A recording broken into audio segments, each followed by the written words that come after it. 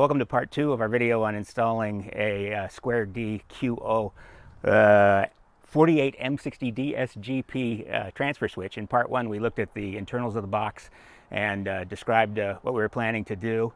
So you definitely take a look at that if you haven't seen it already. And today we finally have some good weather after all the Christmas rains. All the clouds are coming in and out here a little bit to actually begin the work. So I thought I'd show you the lay of the land and give you a sense of how this is going to proceed. If you saw my brace and bolt earthquake video where I crawl around into the house and install bracing, you're already kind of familiar with this layout, but over this way is an access door that goes under the house, and if you go through that door and all the way to the front wall, you come up to what I call in that video the wall of terror, which is the place behind this electrical panel behind me where we're actually going to mount the transfer switch. And it's about 10 feet away from my panel here, which you also saw briefly in the first video. This is a 20-year-old Murray panel. Murray was bought by Siemens a couple of years ago, so you can't, theoretically, you can't get Murray stuff anymore, and Siemens makes compatible breakers. But thanks to the miracle of eBay, I went ahead and got some old Murray stuff because I'm superstitious because all that stuff supposedly rated for the Murray cabinet. This odd box behind me is for my ridiculously over-engineered septic system, which we have to have here in the California countryside, and has nothing to do with this video, so you can ignore that. We'll be spending our time working in here. And over this way, I have laid out all the equipment that has finally come together, and it's sort of in the order power will flow through it, and we can take a look at it now. It kind of works this way. This will go into the electrical panel. This Romex here will carry the current to the transfer switch. These circuit breakers will go in the transfer switch and carry power to the critical loads in my house.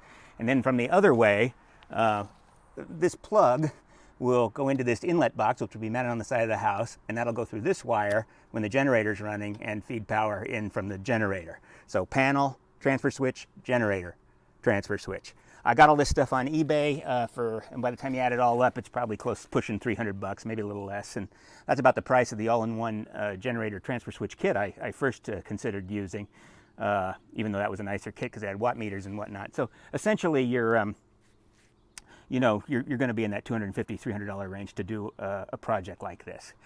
Now, there's been a change of plans since the first video. Commenter Mac Fisher on the first video said, "Follow the code." And I got to thinking about that, not because my plan to jumper the two legs in this panel together in the first video wouldn't work. In fact, it would work fine and be perfect for my needs. But there's kind of a good rule when you're doing electrical work to not do anything weird, not to be too creative, not to do anything that someone down the road isn't going to expect it to be that way. And so the more I thought about it, the more I said, gee, really bringing one leg from the main panel, or rather say leg than phase, it'd work fine for me in this generator, but it's probably not what someone down the road would expect, even if I put a label on the box about it or something. So in the end, I decided to go ahead and bring both legs into the panel. And then it turned out I had this deal on number 4 wire, but with the COVID lockdown here in California, it's just kind of hard to get to the person who has it and get it together, and it was just easier on eBay to order the exact length of wire I needed. So I stepped down to number 6 Romex. So this is 6'3" Romex. There's a black and red conductor for the hot and a white for the neutral and ground. And so this will be fine for 60 amps, probably derated a little bit because it's in a jacket, but honestly, and as I said, this is all 70 degree equipment, so this should be fine. When you add up all the loads that are going to be in this box, if they were all turned on simultaneously, you'd be at 40, 45 amps, so I'm not worried about that. This is fairly expensive hunk of copper here. This is gee, I don't know, 45 bucks or something. And then this is the double Murray breaker. I got an actual old Murray breaker to go into that panel. And so this will jump the two legs in my panel and bring both legs to this box over this Romex. The problem with it is now I need 2 full-size spaces to fit it, but fortunately we're going to be moving 8 circuits, and I think I can carve a hole big enough for this. I have, you know, half-height tandem breakers everywhere, so this is really like 4 circuits have to come out to be able to put this thing in the first place. And then, of course, we got the old square D breakers with the hook on them, a bunch of double 20s and a couple of 15s, so that'll be our 8 circuits sitting in here. Now, where I kind of cheaped out, you go over to this side a little bit, is on over here. And you know, I probably should have done a 30 amp inlet box to kind of future-proof it, since I've decided to run both phases anyway. And if I ever get a nice generator that can put out some power, that's probably what you're going to need. But I didn't do it. As I say, I cheaped out. So in the end, I got a 20 amp L14-20 box. This has 4 prongs in it. There's 2 hot, some neutral, ground, and then this is just some number 12 3-wire. It also has 2 conductors in it to get from the inlet through this wire to the transfer switch.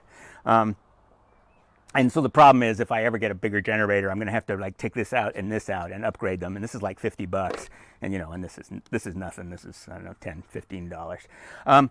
Instead of buying that nice molded orange plug, well, let me step back a little bit. You know, my Honda generator only puts out 1 phase and like 18 amps, so I got this kind of puny little bit of electricity going into the house through all this machinery here. So if I'm going to feed 2 conductors in here, I have to what am I going to say?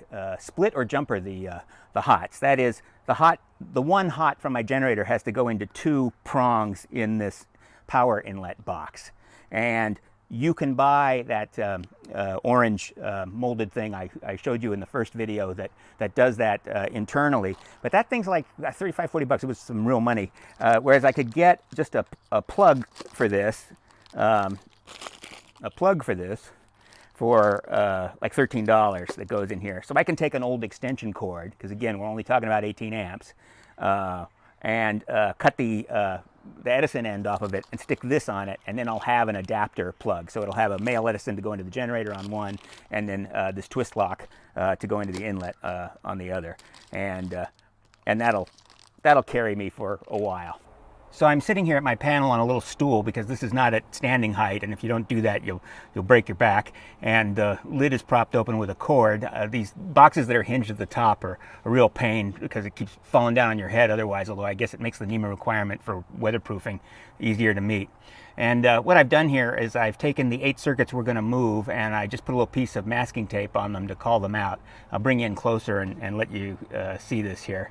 And now the problem is, where are we going to put this 60 amp double pole breaker that's going to feed the sub panel? And if you look here, there are 4 of the circuits we're going to move. They're pretty close together, with just one in the middle that we're not. So I could disconnect these 4 and move this one up, and then I would have a slot right here to put this. And that would work great and probably be the right permanent installation. The problem is that commits me to doing all the work, you know, in one day, because I'm going to have the power off. And my retirement contract says I'm only allowed to work on these do-it-yourself YouTube projects for an hour or 2 a day before I get tired and need to have a drink. So I'm looking for some place where I could leave the 60 amp breaker in for a longer period of time, and then move the circuits one by one over several days or months or whatever. And I think I get lucky up here. You'll see this is our air conditioner in the middle, and then this is our electric vehicle service equipment. We had a Chevy Volt for about 6 years that we leased, and I built a level 2 charger from a kit you can't get anymore from a company called Electric Motor Works, and I wired that in here. So that's why this is off, because we've got rid of the Volt, and it's the middle of winter, so we're not going to use the air conditioning for 6 months. So this spot looks to me like a good place to at least temporarily or permanently wire in the sub panel feed. So that's what I think I'm going to do. So I have gone ahead and unrolled the 6.3 Romex and straightened it and measured it. It's supposed to be 10 feet. It turned out to be more like 11, which is good and nice of them.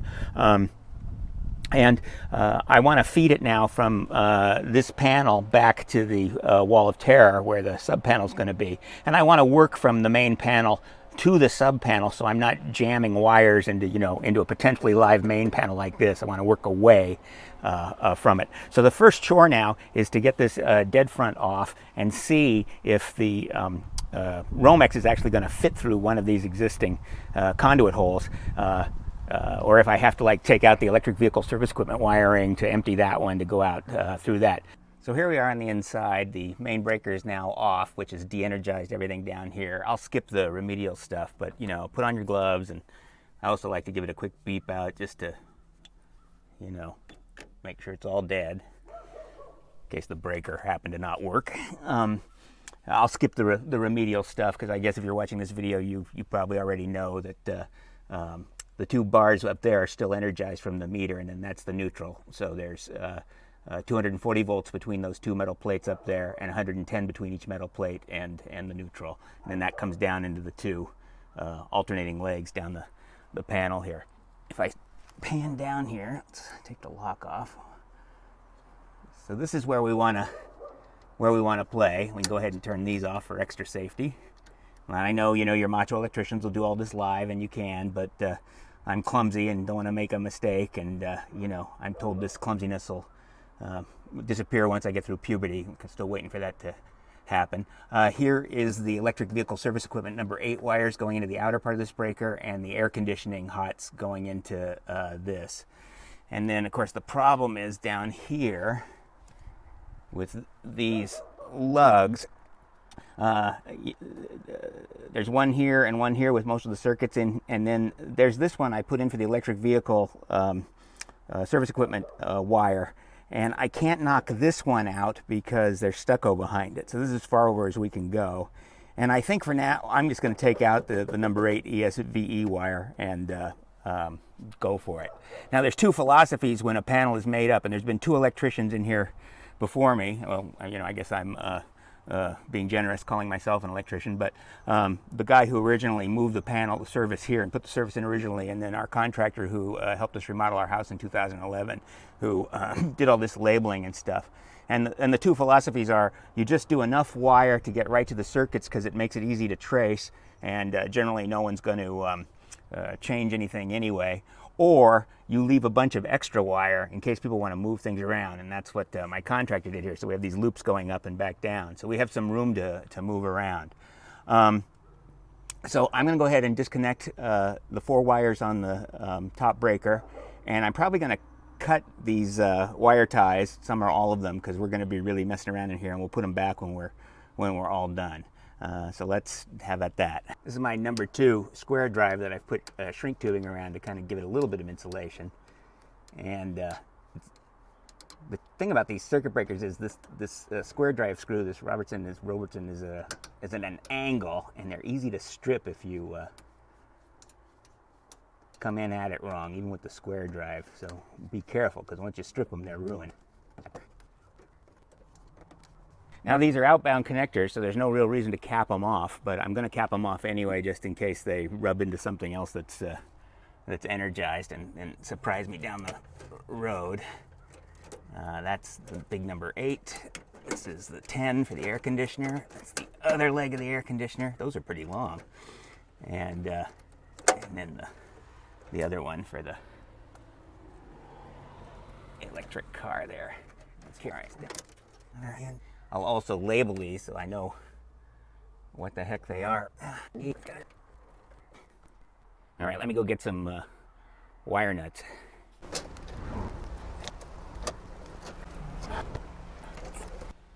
Okay, we'll go ahead and cut this. And gee whiz, can you look at this? When I was young and stupid, instead of being old and stupid like I am now, and cheap, I bought 8 just 2 wire. It doesn't look like there's a ground in there. Oh yeah, there's a ground. Okay, I was beginning to think I didn't have an equipment safety ground, and I, you know, didn't think I'd been that dumb. There's no neutral because the ESVE is 220 only. I didn't need the 110. So let's figure out where this goes and disconnect it. So here it is. It's way up here by the breaker. And unfortunately, this doesn't have square drive. Shoot. That is chipped off. But I might just have to cut that off. Dang nabbit. Well, first, I guess one thing we can do is try to take out this breaker because it's disconnected now. So I can... There we go. That was easy.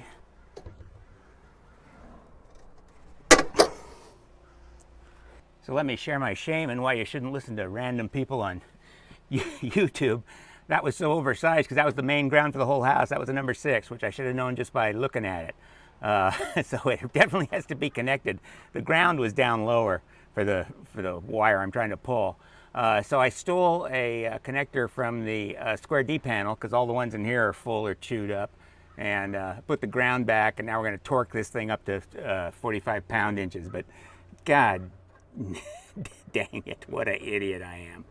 Now I'm going to go around to the other side and pull this wire out through this bushing, which is illegal because it doesn't have a clamp on the other side, because the wires have to be connected to the panel where they enter. But, you know, I was young and stupid.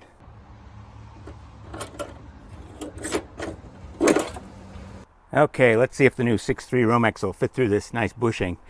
It should. Oh yeah, it's going to fill it right up too. And we're going to try to be gentle with the jacket on this because we don't want to mess it up.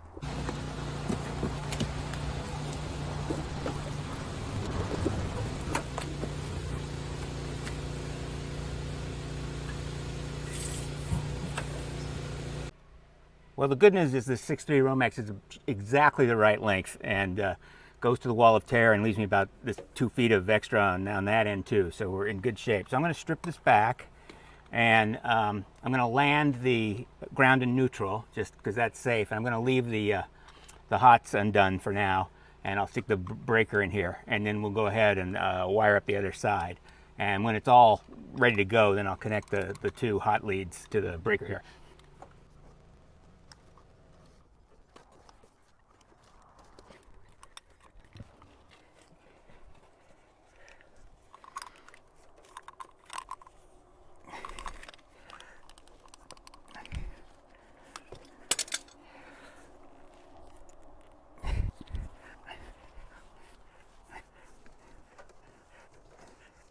This seesawing motion works pretty well, and then you don't damage the conductors, the insulation on the conductors.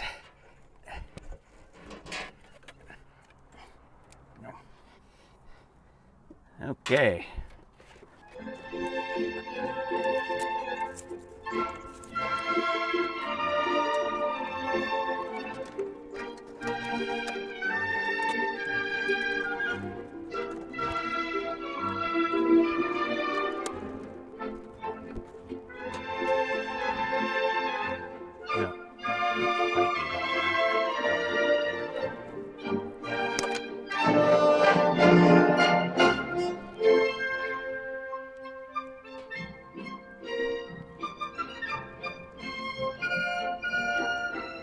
I need a good number 6 wire stripper, or bigger gauges wire stripper, that's for sure. This is working. You can feel it.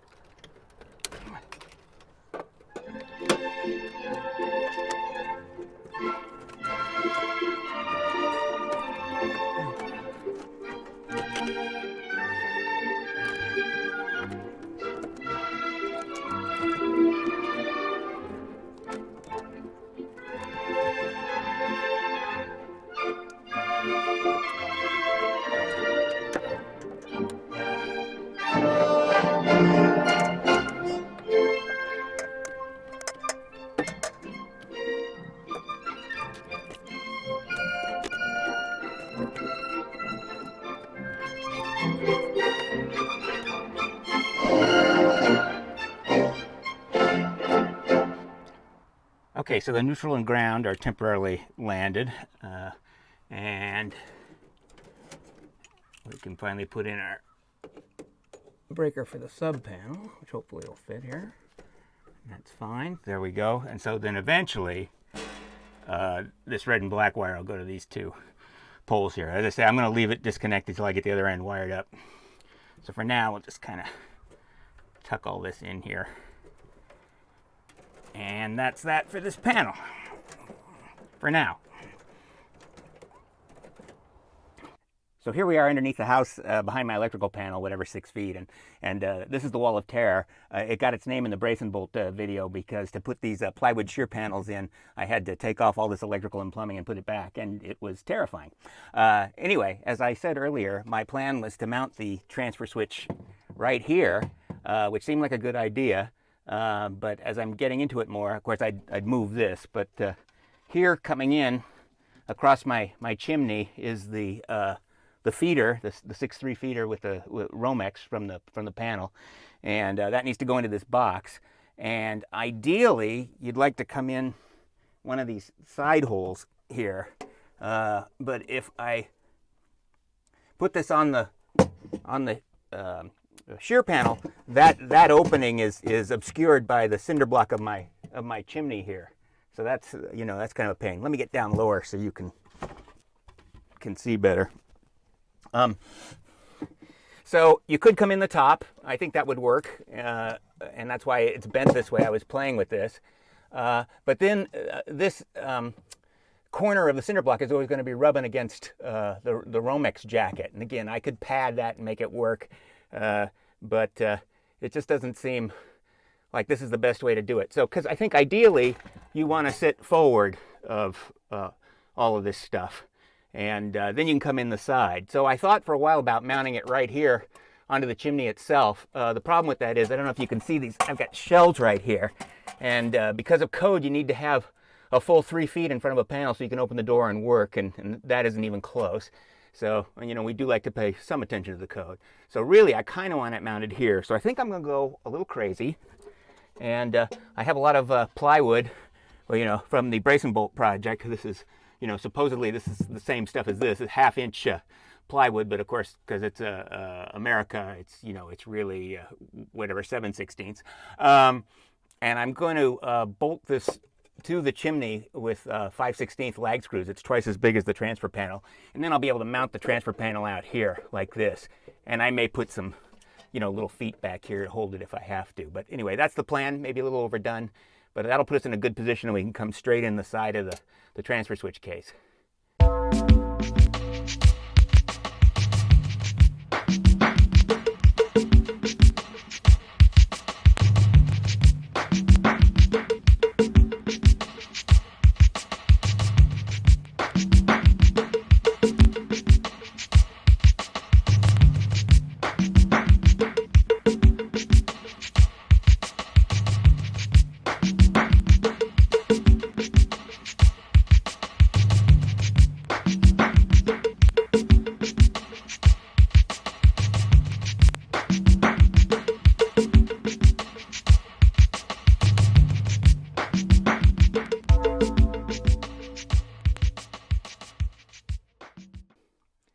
So the panel's mounted and the supply wiring is in. Let's take stock. These 4 sleeve anchors hold this plywood to the chimney like a rock. You wouldn't believe how stable it is, so no little legs needed. I did go ahead and take a couple of pieces of pressure-treated 2x4 and glued them onto the back of this, so I'd have something thicker to screw into. And I used these GRK number 9 star drive 2-inch screws to hold the panel to the plywood. And if you haven't used these modern self-tapping machine-driven screws like these GRKs, they're neat. They're one of the best inventions of the new century, I think. Let me tilt this down and lock it off. So you can see I put the oops, sorry about that. So you can see I put the grounding bar in here. Maybe let me tilt up a little bit there. So you see I put the ground bar in, and of course the first wire I ran from the Romex is to the ground bar. And I'm one of these weird people who likes to take a Dremel with a little wire brush and scrape off the paint underneath this to get a better electrical contact. And I also have a YouTube video about how to replace the batteries in that kind of old Dremel if you have one and need to do that. Of course, there was the usual fiddling trying to get these knockouts in here. This is a 3/4 inch NM clamp. And, I don't have the right knockout tool, so, we bang on it with a screwdriver and pliers and cutters till we get it. And this is enough room for this to come in, and I'm also going to take the input from the generator, which is just some yellow, that 3.1 Romex, will come in here too. So this is like our feeders. And then up on the top, I put a 1-inch knockout right here in the middle for, I don't know how many of the 8 circuits I'll be able to get through here, but the idea is they're going to be coming probably from this bundle of wires here. This is going to the panel, and the panel used to be on this wall on the outside, and we moved it. So a lot of the old circuits and the circuits we're going to move, I believe, come through here. So we'll find out. So I think I'll be pulling them back to here and then dropping them into the box. There's 1 or 2 that are on the other side of the house I'll have to splice in and bring over this way and in, but we'll see. Anyway, so here you can see the wiring. So the ground went in first, and then the neutral to the neutral bus, and then the hot. And this is black and red, A and B. So the legs in the panel, let me tilt down here. The legs in the panel match the order of the legs on the main panel. So the A leg here is the same as the A leg in the main panel, and the B leg here is the same as the B leg in the main panel. Torqued everything up like a good fellow with my ALSA torque screwdriver there. I think this is the same as another brand, but it's a little bit cheaper because it doesn't come with a nice carrying case and maybe some bits. So I don't know, you know, I'll look up the name and put a title on here. But the breakers are torqued to 45 pound-inches, the neutral to 35 pound-inches, and any of these ground things. This is 25 because it's a little bigger, but most of these are going to be torqued to 20 when the grounds come in. Putting the wires in here turned out to be kind of a bear because I couldn't see. In fact, you probably see me struggling with it a little bit on the time lapse. You have to hit it just right in one little place. So in the end, I found one of a trick for doing it is to screw all the way in and then poke with the wire as you're unscrewing it, and then suddenly you'll feel the pocket where the wire needs to go in, and it'll fall into that, and then you can tighten it up. But boy, it's hard to find blind. I don't quite know what it is about the angle or the fact that I can't see it that made it so hard. And you don't strip much insulation off of these wires. It's a tiny little bit. So there's no exposed copper here anywhere. So the next task, I think, is to just at least lay in the 3.2 Romex that's going to come from the inlet plug and bring power to this breaker. And that'll finish off this connector here. And then we'll bring in our branch circuits. It's certainly best if you can pull all your branch circuits and bring them all into the box at once, because then you can like take all the grounds and put them in the back, and then all the neutrals, and then all the hots, and kind of layer it. As I say, I'm going to do kind of one circuit at a time over maybe a couple of days.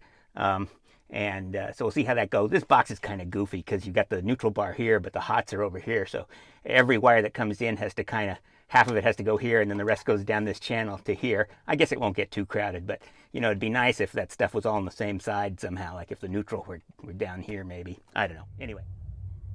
And through the magic of video, that line is now in, and it's connected just like the other one, except to the other breaker there. And you can see the other neutral and the ground. And so I've gone out to the panel and I wired in the red and black lines to the A and B leg. I should note that operationally, making the legs in the sub panel match the legs in the main panel, doesn't make any difference. But aesthetically, and if you're troubleshooting because you got bad neutral or something affecting one leg, then it's easier to figure out what the problem is. So now we want to check it a little bit. I put the multimeter up there. Okay, so these are live now. We'll turn this on. And now the bus is live. And so we should have 240 between any two legs. And we have 241. And we should have 110 between the legs and neutral. Did I get it there? There's 120, I mean. And there, let's try the other leg. It's also 120. And we should have 0 between neutral and ground. And we should have 120 between each leg and ground. So we're good. I'll power all this down. Now it's time to start fishing out circuits and bringing them over here. So everything's off again, and the refrigerator is the most critical of our critical loads. So it'd be nice to move that one first and have it be in the first position in the panel. Of course, that means then the panel's going to have to be on for the rest of this project when I'm not working on it to keep the refrigerator going. But for right now, I'm going to just see if I can disconnect that and tease out its wire from this big rat nest of spare wires and try to find its corresponding neutral and see which hole it goes out. I may not move it right this second or not, depending on how that goes. So let's see.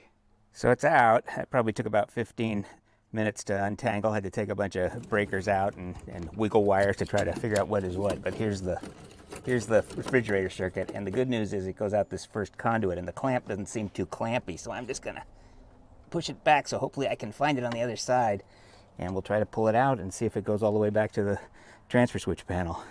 The refrigerator circuit was easy to find in that rat's nest down there coming out of the panel, and I pulled it back out of all these bundles, and as expected, it's right, it comes down right here, and so there we are. I'll just drop the refrigerator circuit through the hole in the top and wire it into a breaker. And voila, the first breaker is in and the refrigerator is running, and now all we have to do is repeat 7 more times. So I won't bore you with all that wire pulling. And it's about a week later, and the wiring in the panel is done. It took a long time because I had to wait for the wife to leave the house to run errands, which doesn't happen as much during COVID lockdown. So I could run out and shut off the power for an hour, yank out 1 or 2 circuits, and then throw the juice back on before she came home. She did kind of wonder why the clock on the microwave kept getting messed up, but was generally none the wiser. I got into the habit of putting a black dot on the masking tape I stuck on the breakers after I moved each circuit so I could keep track of which ones were still to go. That worked well. And generally it was pretty easy to yank the wires around, but the Romex for the range hood circuit was so far back in the bundle of wires in the conduit, I wound up having to beep it out with my tracer to find it so I could cut it from behind. In the end, it turned out the first 4 circuits I moved, as you just saw, came from the bundle up there, and wound up going through the 1-inch conduit knockout on top. And the remaining 4 circuits went down the other wall of the house, so for those I wound up attaching a grounded metal 4x4 box, I think, to the wall with 3/4 inch knockouts on each end and splicing new wires onto them to make the run over to here. Probably not my neatest work, but should work okay and is well under the box fill requirements in the neck, which is section 314. You can see those 4 wires coming in 2 and 2 through the 2 additional 3/4 inch knockouts on the left. If I had to do it again, I might have just stuck a big old 2-inch knockout in to start and dropped all 8 wires down the middle, or only used 1 additional 3/4 knockout instead of 2. But you know, live and learn, and this worked okay and was not too crowded. The branch breakers wound up having a torque spec of 20, so the ground, neutral, and hot wire for each branch circuit all had a spec of 20, which was convenient since I only had to dial in the screwdriver once and then leave it alone after that. Out at the main panel, I did wind up moving a few of the remaining circuits around to consolidate as much unused space together as I could. And yes, I did wind up putting the old breaker for the air conditioning and EVSE into the hole I figured I'd wind up creating on the left. So it looks like the subpanel's temporary location at the upper right of the main panel is now going to be its permanent home. And it turned out that pulling the 8 circuits out of there left plenty of room in the conduit. So I used a fish tape to pull the EVSE number 8 wire back into the box and connected it and the AC back up to the old breaker. And so the wiring in the main panel is done too.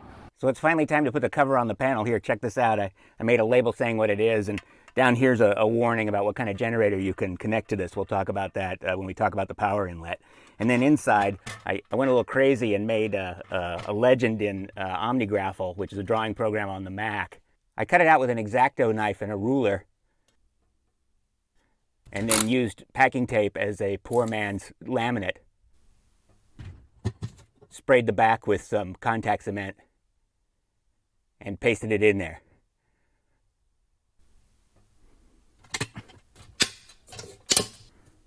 So I know this is overkill, but I think it looks great, and anyone who comes down here to manage loads will be able to figure out what they're doing.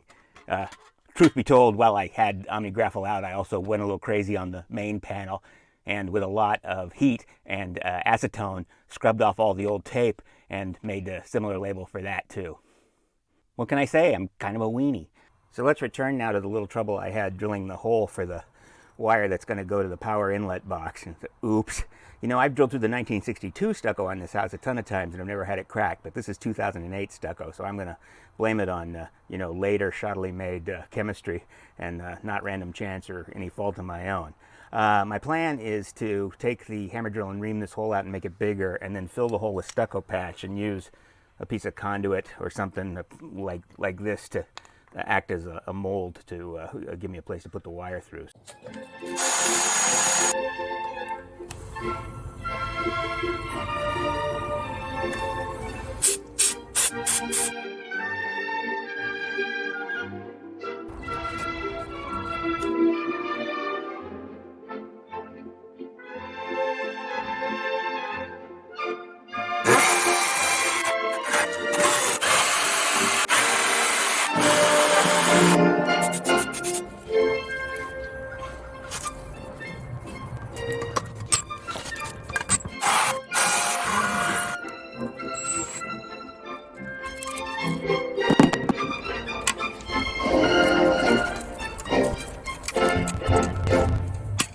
This is the back of the inlet plug with the little screw clamps where the wires are going to go. It comes with ground already installed, and this other end of the ground wire, this goes down and touches that, and then this other end of the ground wire connects to the part of the box that's already mounted to the wall.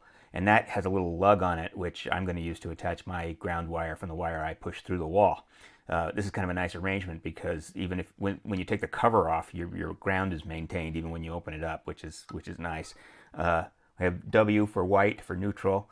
And then X and Y are two hots. If this was three-phase, there'd be a Z. But so I'm going to put black in X and red in Y because I'm kind of keeping my legs consistent that way, even though operationally it doesn't make any difference.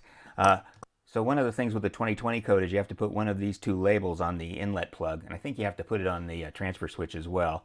These came with the plug. This first one says for connection of a separately derived bonded neutral system only, and then for connection of a non-separately derived floating neutral system only, which of course means nothing to most people. So I kind of wonder what the efficacy of this warning actually is. But essentially what it is, if it's a separately derived bonded neutral system, it means that the generator's sort of bringing its own ground and neutral, and it probably has its, in fact, it definitely has its neutral and ground bonded to the frame of the generator. And when you have this situation, then your transfer switch has to switch the neutral as well. And that's not what we have, so we're not going to use that one. We're going to use this one that says it's a non-separately derived floating neutral system only, which means that the generator's neutral is not connected to ground in any way, which, you know, and that Honda's all plastic. And it also means that my transfer switch is only switching the hot wire, and that's exactly what we have. So this is the one we're going to use.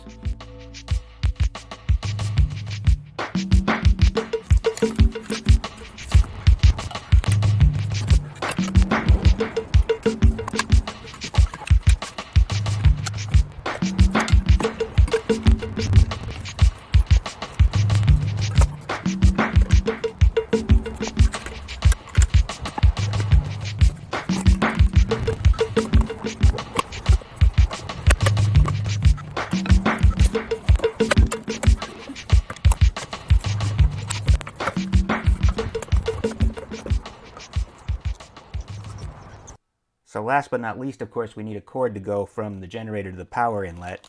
And the old extension cord I was going to cut up and connect to this turned out to have number 14 wiring in it, which isn't big enough. So I wound up buying this, which is a replacement cord they sell for power tools. It has number 12 wire in it, but it has a nice molded plug and then wires on it. This cost like 20 bucks, so this was like 13, so I'm at 33. So I'm saving maybe a whopping $5 over buying that orange adapter, which isn't all that clever. And you remember I have one hot here, and I have to jumper it to the two hots on this to feed both legs of the panel. So let's build a cable.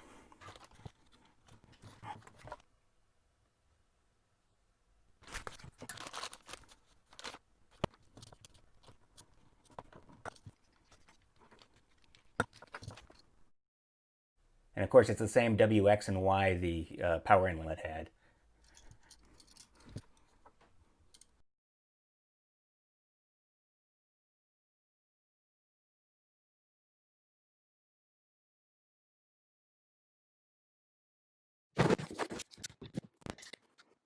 This is very safe, so there's only room for one wire here. So I'm going to drill another hole to the side so I can run a jumper across, and I hope I don't crack this.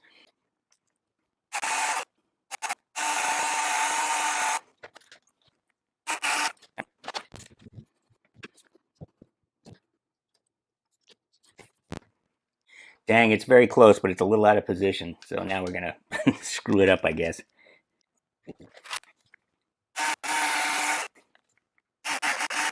Now I think we're big enough that we can get under the pressure plate. Okay. So my jumper will go in the new hole, the hot will go into the existing hole, and then the jumper will go over to the Y side.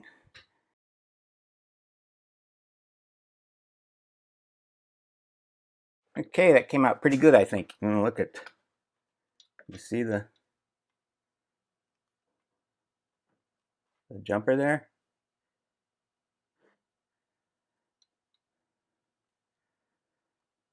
So power comes in there and jumps over to the other one.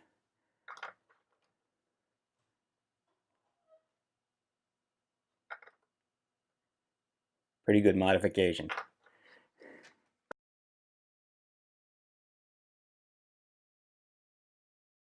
So there we go. I'll beep this out, but I think we're ready to give it a try. All right, moment of truth. The neighbors have decided to pour concrete today, so they're making a lot of noise. But let's plug this thing in and see how it goes. Look at that. Well, it fits. That's good. Okay, nice. Okay, let's try this. The neighbors have stopped pouring concrete for a minute, so we have a little quiet. We'll turn the fuel on, choke on, ignition and fuel on.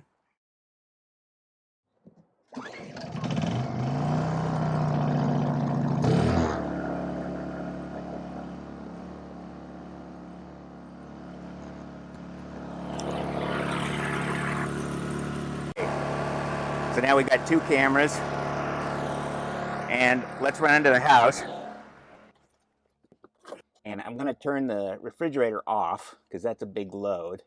And there's not much on the rest of these circuits right now. So now let's switch over to the generator.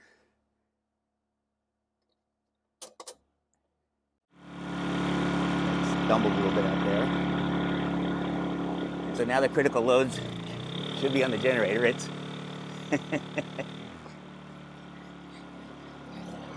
it's working.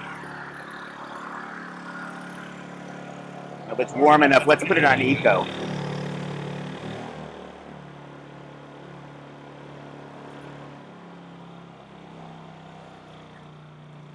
So my idea was we could go up and make toast, which should bring the generator to its knees. Let's see what we got going on here.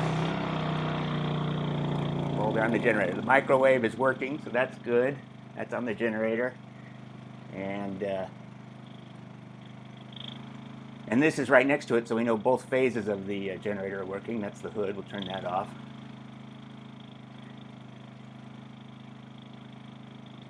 Now, let's make toast. Let's put 15 amps on that 13 amp generator and make it run by crazy. Here, we won't do this for very long.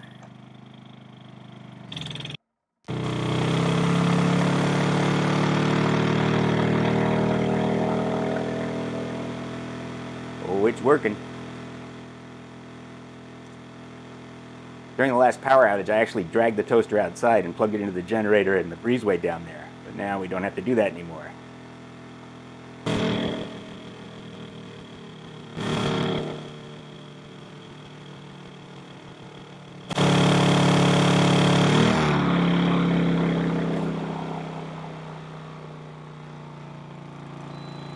And there we have delicious toast, and the generator's gone back to low idle. Of course, it didn't toast very long, so it's not brown, but